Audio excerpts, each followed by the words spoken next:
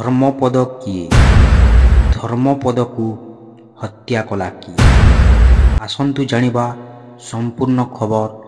ଧର୍ମପଦ କିଏ ଓ କୋଣାର୍କ ମନ୍ଦିରର ରହସ୍ୟ।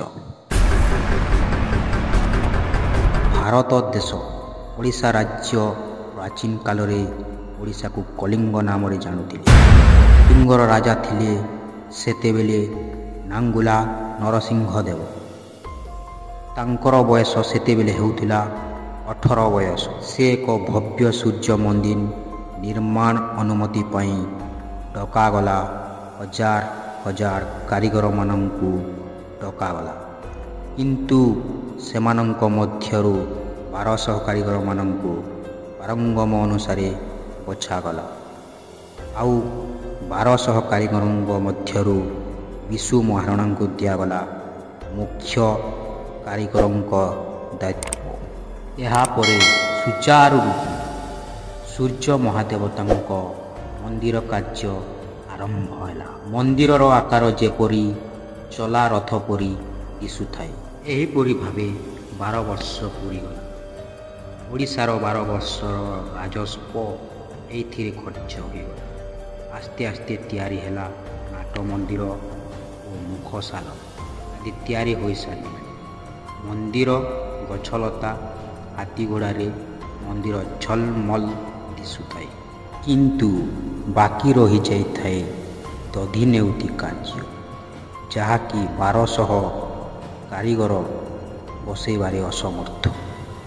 ଯଦି ଦଧିନେଉତି ନ ବସେ 1200 ବଢ଼େଙ୍କ ହେବ ଅଣ୍ଟା ଛେଦନ। ଠିକ୍ ଏହି ସମୟରେ ପ୍ରବେଶ କରନ୍ତି ବିଶୁ ମହାରଣାଙ୍କ ସୁପୁତ୍ର ଧର୍ମପଦ। ପିଲାଟି ଦିନରୁ ବାପାଙ୍କୁ ନ ଦେଖିଥିଲେ ମଧ୍ୟ ମାଆଙ୍କଠାରୁ ବାପାଙ୍କ କଥା ଶୁଣି ଶୁଣି କାରିଗରୀ ଜ୍ଞାନ ହାସଲ ସେ କରିଥିଲେ। ବାପାଙ୍କ ପାଖକୁ ପହଞ୍ଚି ସାରିବା ପରେ ଧର୍ମପଦ ସେଠାକାର ପରିସ୍ଥିତି ଉପରେ ଅନୁଧ୍ୟାନ କଲେ ଓ ବାପାଙ୍କୁ ପଚାରିଲେ, କାହିଁକି 1200 ବଢ଼େଙ୍କ ମୁହଁରେ ଚିନ୍ତିତ ଅଛନ୍ତି କହିଲେ। ବିଶୁ ମହାରଣା କହିଲେ, ଯଦି କାଲି ସକାଳ ପର୍ଯ୍ୟନ୍ତ ମନ୍ଦିରର ଦଧିନେଉତି ନ ବସାଇ ପାରିଲେ 1200 ବଢ଼େଙ୍କ ହେବ ଅଣ୍ଟା ଛେଦନ। ଧର୍ମପଦ କହିଲା, ଆପଣ ଯଦି ଆଜ୍ଞା ଦେବେ ମୁଁ ମନ୍ଦିରର ଦଧିନେଉତି ବସାଇଦେବି। ତାଙ୍କ ବାପା ମଧ୍ୟ ତାଙ୍କ କଥାରେ ରାଜି ହୋଇ ଧର୍ମପଦକୁ ଆଦେଶ ଦେଲେ। ବାପା ବିଶୁ ମହାରଣା ଅନୁମତି କ୍ରମେ ଛୁଟିଗଲେ କୋଣାର୍କର ଶୀର୍ଷକୁ।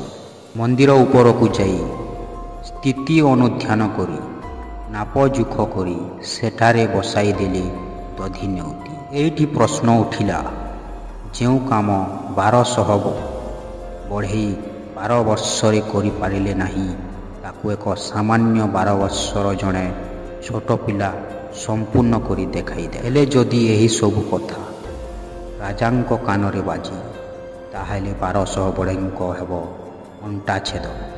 ସେଇଥିପାଇଁ ଧର୍ମପଦକୁ ଦେବାକୁ ପଡ଼ିଲା ଆତ୍ମବଳିଦାନ। ମନ୍ଦିରର ଉପରକୁ ଚଢ଼ି ସମୁଦ୍ରରେ ବଳିଦାନ ଦେଇ 1200 ବଢ଼େଙ୍କ ଜୀବନ ବଞ୍ଚାଇଥିଲେ। ଏ ଥିଲା କୋଣାର୍କ ମନ୍ଦିର ଓ ଧର୍ମପଦର ଏକ ଐତିହାସିକ କଥା।